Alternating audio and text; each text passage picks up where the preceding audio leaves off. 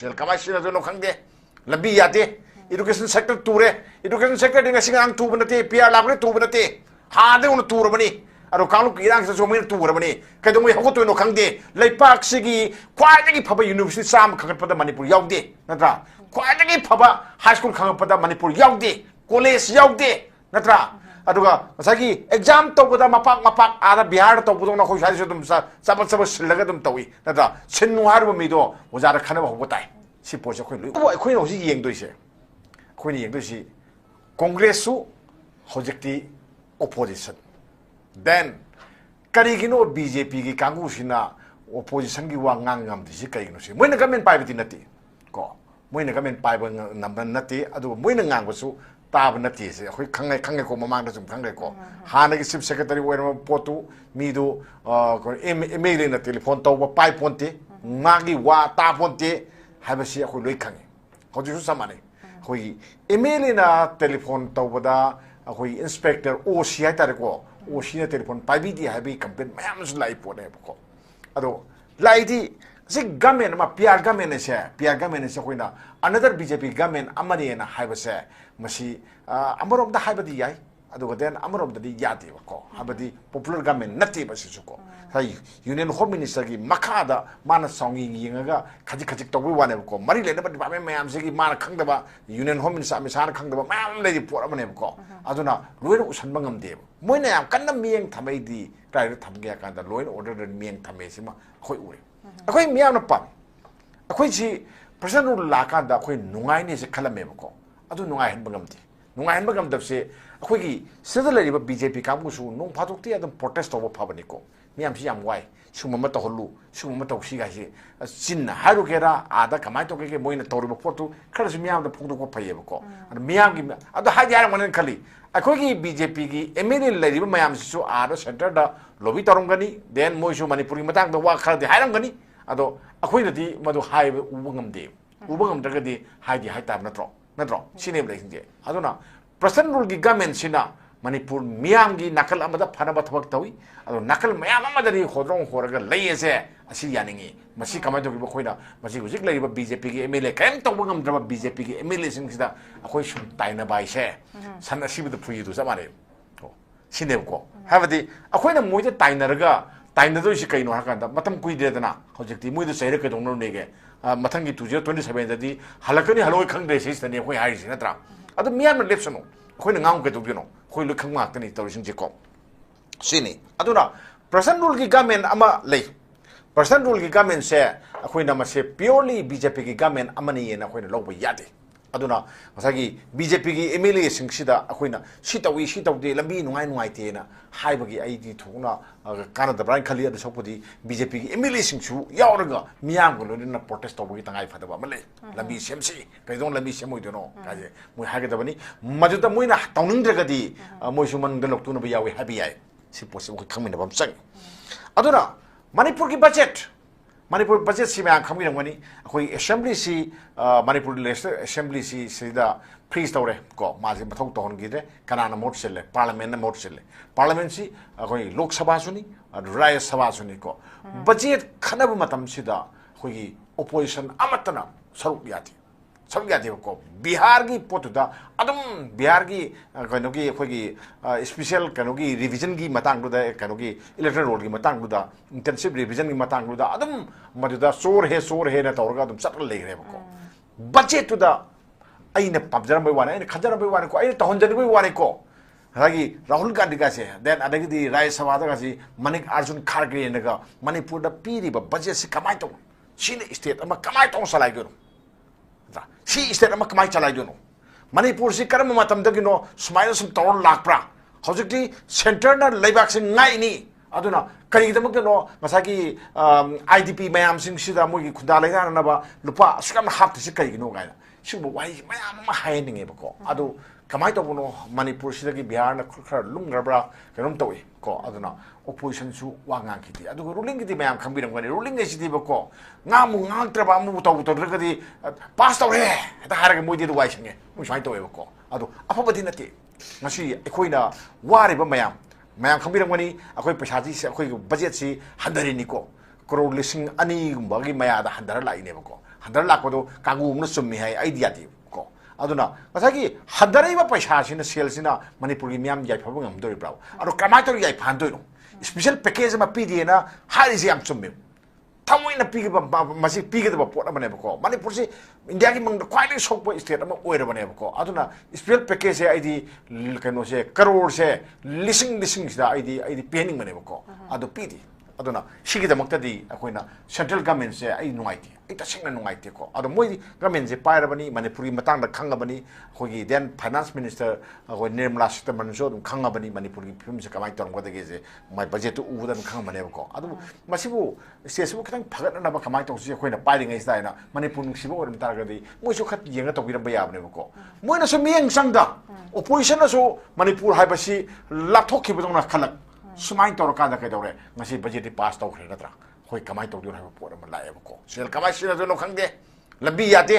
education sector टूरे education sector टूब नते पीआर लाबने टूब नते हादे उन टूरबनी अरो कानु इरांग से मोइन टूरबनी कदों हगोतोनो खंगे लेपाक सिगी क्वाइदगी फबा यूनिवर्सिटी साम खंगपदा मणिपुर यावदे नत्रा क्वाइदगी फबा हाई स्कूल खंगपदा मणिपुर यावदे कॉलेज यावदे नत्रा aduga masagi exam tawda mapak ada bihar tawbudong na khoi sai dum sabal silaga dum tawi nada sinnu harba mido ojara khana ba hotai si poje khoi lui uro pora mane bakro si congress ki wanate bjp ki wanate akogi khunai si ana ba mo erga leiri pora mane ko ado khunai si nari ba se masi khwaidagi live pambai di lengak sina hana sum thokda pot ne ko adu sum thokna bani moi dam piri se moi na faraka da mayam phadin tro moi phana ba dong sinari ba pot mane ko ado sinari ba mayam sing dudi ka dore misagi mujing an lokap ta leire hana su thawai ka yaudi ko ayamba moi gi phana ba moi yai phana na ba adum khona bai wani vote ki khalaga kar tawai wani aduga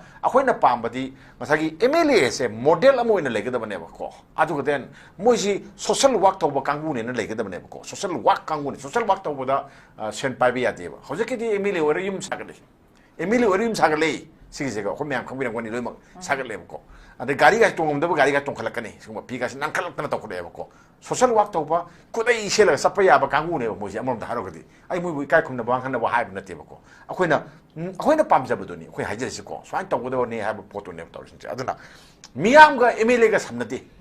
netra samnati sini lai sin aduga den masagi hojiki manipur da gamen ama shemang ba se kanano haitargadi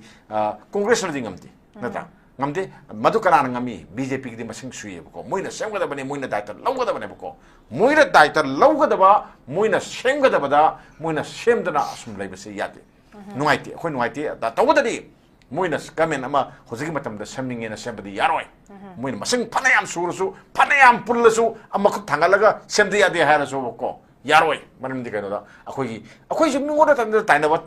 taida gumje ko akhoi asoi su yengje ba akhoi su tawri su yengje ko BJP की MLA दुदा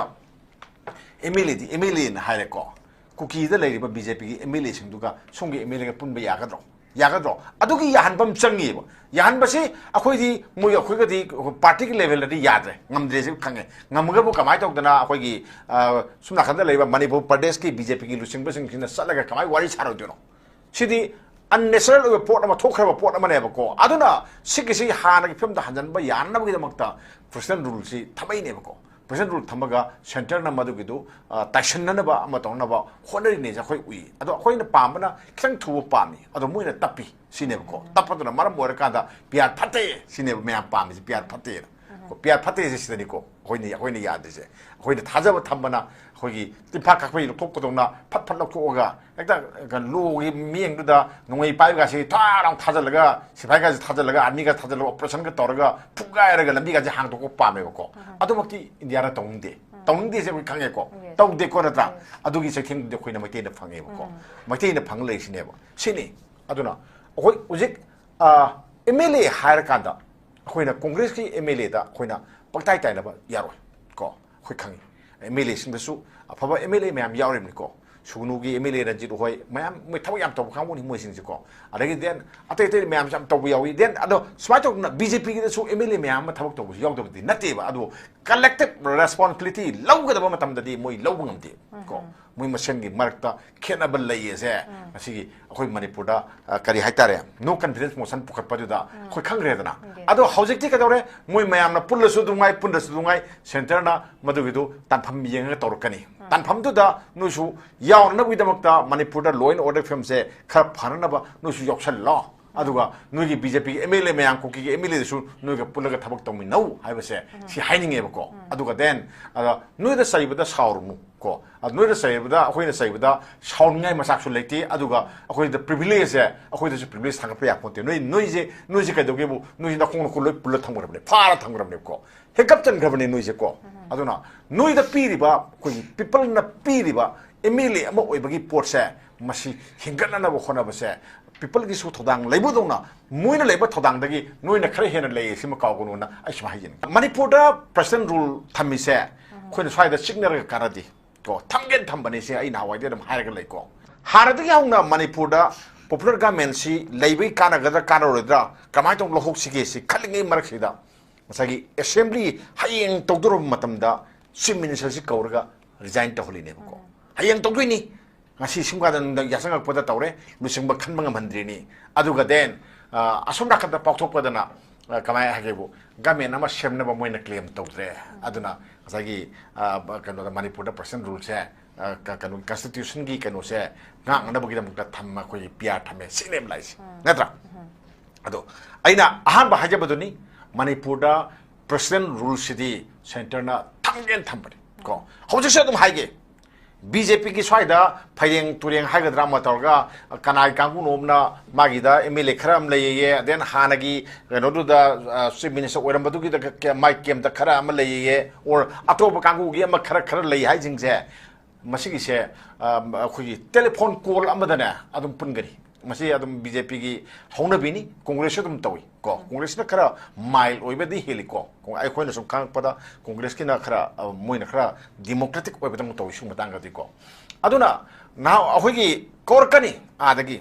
kanano leader winning is kanano hankane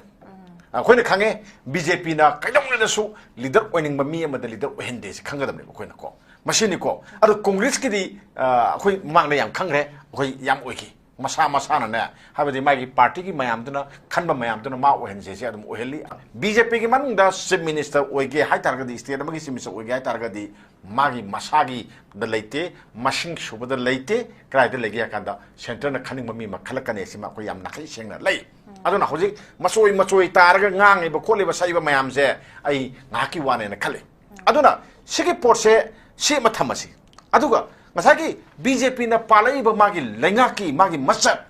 Manipur da hana ba sunaba yum mai thaba law and order collapse torun mayam se masida kanano matamdu da government su sum thambasibu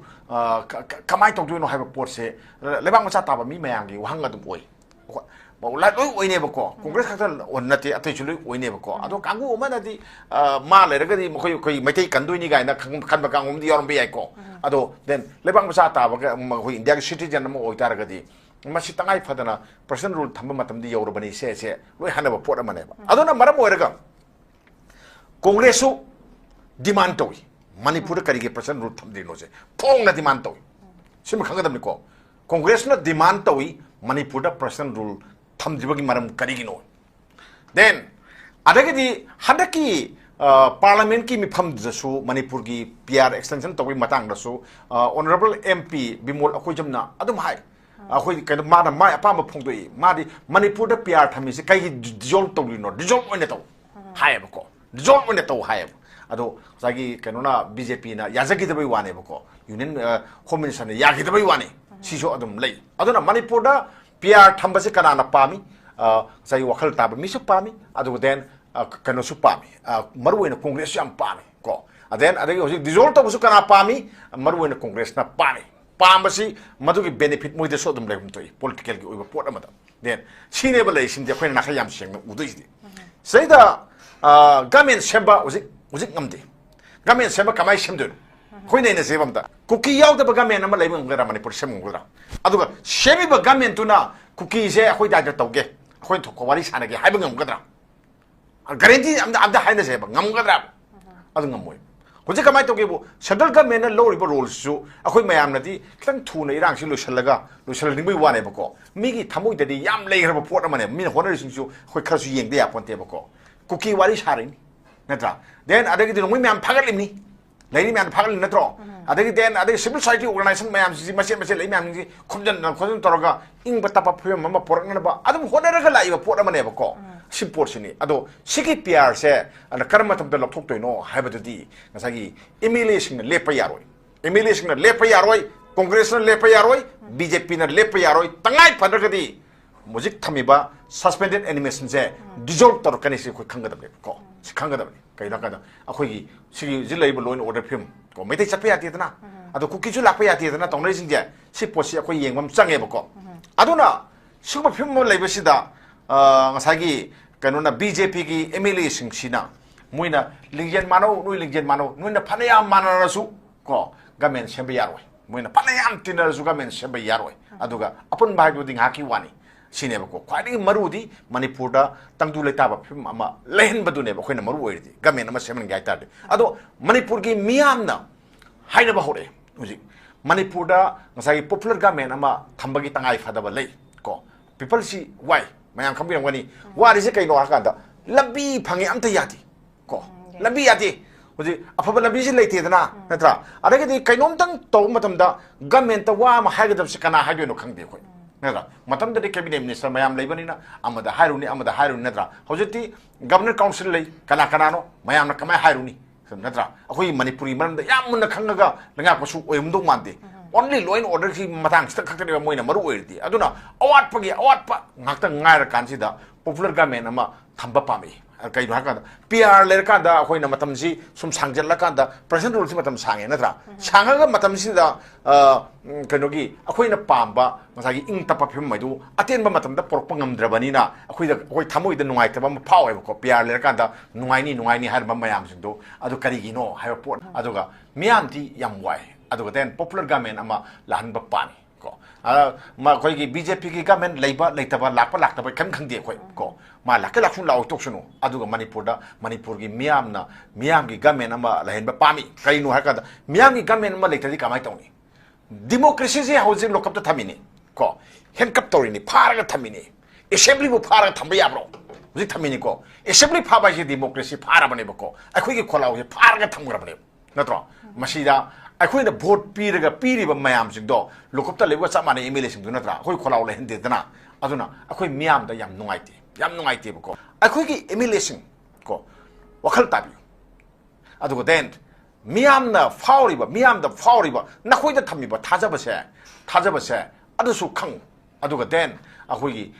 ꯃꯤꯌꯥꯝꯒꯤ ꯋꯥꯔꯤꯉꯩ ꯃꯅꯨꯡꯗꯕꯀꯣ politics ꯁꯥꯟꯅꯗꯅ ꯈꯣꯠꯅꯗꯅ ꯑꯃꯗ ꯈꯔ ꯉꯥꯡꯅꯕ ꯈꯣꯠꯅꯕꯁꯤꯡꯁꯦ ꯌꯥꯔꯤꯈꯩ ꯂꯦꯞꯄꯤꯌꯣꯅ ꯑꯩ ꯁꯨꯃꯥꯏꯅ appeal ꯇꯧꯅꯤ